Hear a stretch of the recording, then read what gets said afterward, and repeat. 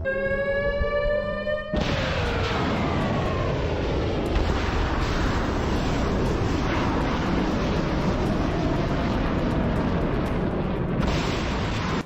ধরন যুদ্ধে বদলে দিচ্ছে ইরান। যেখানে একসময় শক্তি নির্ভর করত ট্যাঙ্ক, যুদ্ধবিমান এবং পারমাণবিক অস্ত্রের উপর, সেখানে এখন ইরানের নতুন এক প্রযুক্তি চুপচাপ পুরো সামরিক ভারসাম্যকেই পাল্টে দিচ্ছে। এই প্রযুক্তির নাম হাইপারসনিক মিসাইল। ইরানি মিসাইলের সামনে পশ্চিমা এয়ার ডিফেন্স ব্যর্থ হচ্ছে। মধ্যপ্রাচ্যের সামরিক সমীকরণ আমূল বদলে যাচ্ছে। ইরানের নতুন হাইপারসনিক মিসাইল ফাতা পশ্চিমা বিশ্বের সবথেকে শক্তিশালী এয়ার ডিফেন্স সিস্টেমকেও চ্যালেঞ্জ জানাচ্ছে। শব্দের থেকেও 15 গুণ বেশি দ্রুতগতির এই ক্ষেপণাস্ত্রগুলো কেন প্যাট্রিয়ট এবং আয়রন ডোম দিয়ে ঠেকানো সম্ভব নয়, আজকের ভিডিওটিতে আমরা ইরানের হাইপারসনিক মিসাইলের সেই আদ্যপান্ত এবং পশ্চিমাদের প্রতিরক্ষা ব্যবস্থার সীমাবদ্ধতা নিয়েই আলোচনা করব। আমেরিকা এবং ইসরায়েলের সঙ্গে সংঘাতের পর ইরান এখন আগের চেয়ে আরও দ্রুতগতিতে ক্ষেপণাস্ত্র এবং ড্রোন লঞ্চার পুনর্গঠন করছে। এমন তথ্য নিশ্চিত করছে দেশটি বিপ্লবী গার্ড বাহিনী আইআরজিসির এক শীর্ষ কমান্ডার। আমেরিকা প্যাট্রিয়ট এবং ইসরায়েলের অ্যারো সিস্টেম তৈরি করা হয়েছিল মূলত নির্দিষ্ট কোটি মিসাইল ঠেকানোর জন্য। কিন্তু ইরানের হাইপারসনিক মিসাইল যখন হাইপারসনিক গ্লাইড ভেহিকল বা এইচজিভি প্রযুক্তি ব্যবহার করে, তখন সেটি কোন দিক থেকে আঘাত করবে তা বোঝা অসম্ভব হয়ে পড়ে। সাম্প্রতিক কিছু ঘটনায় দেখা গেছে এই মিসাইলগুলো ইন্টারসেপ্টরদের ধরার আগেই লক্ষ্যে আঘাত হানছে। সোজা কথায়, এগুলো বর্তমানে যে কোনো প্রতিরক্ষা ব্যবস্থার চেয়ে অনেক বেশি স্মার্ট এবং ফাস্ট। হাইপারসনিক বলতে বোঝায় এমন গতি যা শব্দের থেকে কমপক্ষে 5 গুণ বেশি, অর্থাৎ মাক 5 বা তার থেকেও বেশি। কিন্তু এখানে শুধু গতি নয়, আসল বিষয় হলো এর নিয়ন্ত্রণ ক্ষমতা। প্রচলিত ব্যালিস্টিক ক্ষেপণাস্ত্র যেখানে একটি নির্দিষ্ট প্যারাবোলিক পথে চলে, হাইপারসনিক মিসাইল সেখানে মাঝপথে নিজে পথ বদলাতে পারে। ফলে এটি হয়ে ওঠে আনপ্রেডিক্টেবল।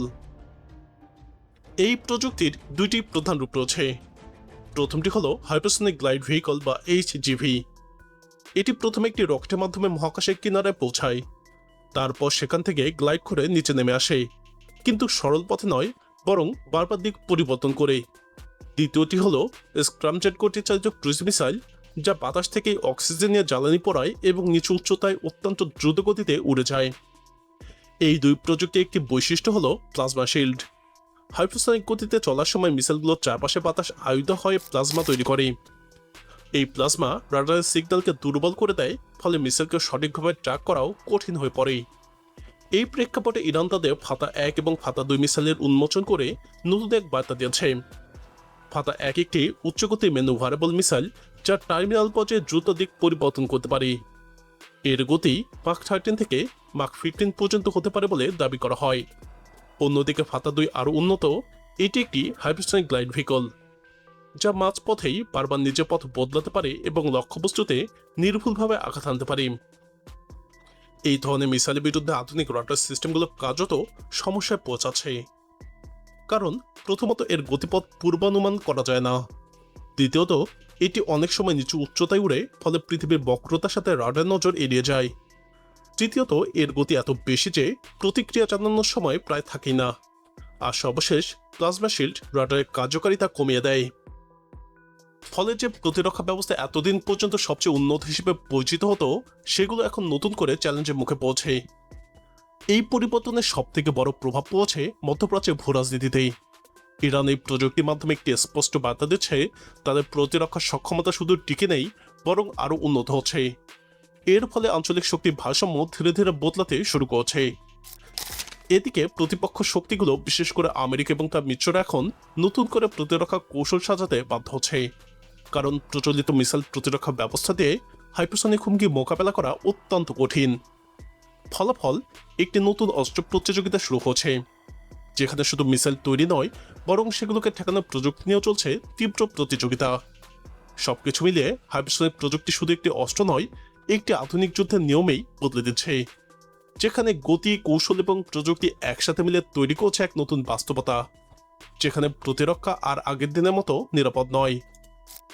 আইআরজিসির অ্যারোস্পেস শাখার কমান্ডার মেজর জেনারেল মাজিদ মুসাবি বলেন, যুদ্ধপূর্ব সময়ের তুলনায় এখন লঞ্চার আপডেট এবং পুনরায় প্রস্তুত করার গতি উল্লেখযোগ্যভাবে বেড়েছে। ইরানের রাষ্ট্রীয় সংবাদ মাধ্যমে ঘনিষ্ঠ প্ল্যাটফর্ম নূর নিউজ এই তথ্য প্রকাশ করেছে। গত 28শে ফেব্রুয়ারি আমেরিকা এবং ইসরায়েল যৌথভাবে ইরানের উপর হামলা চালায়। এই হামলার অন্যতম লক্ষ্যই ছিল ইরানের ক্ষেপণাস্ত্র হামলার সক্ষমতা দুর্বল করা। তবে সাম্প্রতিক এই বক্তব্য থেকে বোঝা যাচ্ছে ইরান দ্রুতই সেই সক্ষমতা পুনরুদ্ধারে কাজ করছে। মাজিদ মুসাবির বক্তব্যের সঙ্গে একটি সম্পাদিত ভিডিও প্রকাশ করা হয়েছে, যেখানে একটি অজ্ঞাত ভূগর্ভস্থ ক্ষেপণাস্ত্র স্থাপনা পরিদর্শনের দৃশ্য দেখা যায়। ভিডিওতে ড্রোন, ক্ষেপণাস্ত্র লঞ্চার এবং ভূমি থেকে ক্ষেপণাস্ত্র উৎক্ষেপণের চিত্র অন্তর্ভুক্ত রয়েছে। বিশ্লেষকদের মতে এই ঘোষণা ইঙ্গিত দিচ্ছে যে ইরান শুধু প্রতিরক্ষা সক্ষমতায় বজায় রাখছে না, বরং তা আরও শক্তিশালী করার চেষ্টাও অব্যাহত রেখেছে। চলমান আঞ্চলিক উত্তেজনার মধ্যে এটি একটি কৌশলগত বাধা হিসেবেও দেখা যাচ্ছে। মূলত হাইপারসনিক গ্লাইড ভেহিকলের প্রযুক্তি ব্যবহারের কারণে এই ক্ষেপণাস্ত্রটি বায়ুমণ্ডলের উপরের স্তরে অত্যন্ত দ্রুতগতিতে গতিপথ পরিবর্তন এবং কৌশলগত ম্যানুভার করতে সক্ষম, যা একে প্রচলিত রাডার এবং ইন্টারসেপ্টর সিস্টেমের ধরাছোঁয়ার বাইরে নিয়ে যায়। প্রতিবেদনটিতে ইসরায়েলি শীর্ষস্থানীয় ক্ষেপণাস্ত্র প্রতিরক্ষা ব্যবস্থা নির্মাণ প্রতিষ্ঠান রাফায়েলের ভাইস প্রেসিডেন্ট ইউভাল ভাসেস্কির একটি বক্তব্য উদ্ধৃত করা হয়েছে। তিনি গত আগস্টে স্বীকার করেছিলেন, বর্তমান প্রতিরক্ষা ব্যবস্থাগুলো মূল লক্ষ্যের চেয়ে দ্রুত গতিতে ছুটতে গিয়ে তা ধ্বংস করার নীতির কাজ করছে। কিন্তু ফাতা 2 মতো শব্দের চেয়ে 10 গুণ বেশি গতি বা মাক 10 ক্ষেপণাস্ত্র মোকাবেলা করতে হলে প্রতিরক্ষা ব্যবস্থাকে শব্দের চেয়ে 30 গুণ গতিতে ছুটতে হবে, যা বায়ুমণ্ডলে ঘর্ষণের কারণে বর্তমান প্রযুক্তিগতভাবে অসম্ভব। সামরিক বিশেষজ্ঞরা মনে করছেন আমেরিকা এবং ইসরায়েলে ব্যবহৃত বর্তমান প্রতিরক্ষা ব্যবস্থাগুলো আগে থেকেই ইরানের পুরনো মডেলের ব্যালিস্টিক ক্ষেপণাস্ত্রের চাপে হিমশিম খাচ্ছিল। নতুন করে এই হাইপারসনিক প্রযুক্তি অন্তর্ভুক্তি সেই সংকটকে আরও ঘনীভূত করছে। যদিও ইসরায়েল একটি বিশেষ ড্রোন ডিফেন্স মডেল তৈরির কথা ভাবছে, তবে এটি বাস্তবায়ন করতে কয়েক দশক সময় এবং কয়েক বিলিয়ন ডলারের প্রয়োজন হতে পারে। বর্তমান পরিস্থিতিতে সামরিক বিশ্লেষকদের ধারণা, ইরানের ফাতা 2 ক্ষেপণাস্ত্রগুলো কোনো প্রকার বাধা ছাড়াই ইসরায়েলি প্রতিরক্ষা প্রাচীর ভেদ করার সক্ষমতা বজায় রাখবে। এদিকে চলমান 10 দিনের অস্থায়ী যুদ্ধবিরতির সুযোগ কাজে লাগিয়ে নিজেদের ভূগর্ভস্থ ক্ষেপণাস্ত্র ঘাঁটি বা মিসাইল সিটি পুনরায় সচল করার কাজ শুরু করেছে ইরান।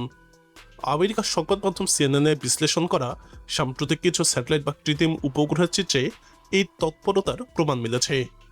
চিত্রগুলোতে দেখা যায় ইরান তাদের মাটির নিচের সুড়ঙ্গগুলো প্রবেশ পথগুলোতে জমে থাকা ধ্বংসস্তূপ সরিয়ে পুনরায় চলাচলের উপযোগী করার চেষ্টা করছে। স্যাটেলাইট থেকে পাওয়া তথ্য অনুযায়ী বন্ধ হয়ে যাওয়া সুড়ঙ্গগুলোর মুখে একাধিক এক্সকেভেটর এবং লোডার দিয়ে কাজ চালানো হচ্ছে। সুড়ঙ্গর মুখ থেকে ধ্বংসস্তূপ সরিয়ে নেওয়া ডাম্পগুলো ট্রাকে করে নিরাপদ দূরত্বে সরিয়ে নেওয়া হচ্ছে। এর মাধ্যমে ইরান মূলত তাদের আটকে পড়া ক্ষেপণাস্ত্র লঞ্চারগুলো পুনরায় বাইরে আনার পথ তৈরি করছে। প্রিয় দর্শক, এই পরিস্থিতি যুদ্ধকে কোন দিকে ঠেলে দিচ্ছে? আপনার মতামত কমেন্টে জানান। ইরানের মিসাইল প্রযুক্তি এবং অন্যান্য সামরিক সরঞ্জাম সম্পর্কে জানতে আমাদের চ্যানেলটি ভিডিও ট্যাব থেকে ঘুরে আসুন। এই ভিডিওটি ভালো লাগলে লাইক বাটনে ক্লিক করুন। ভিডিওটি আপনার বন্ধুদের সাথে শেয়ার করে তাদেরকেও ভিডিওটি দেখার সুযোগ করে দিন।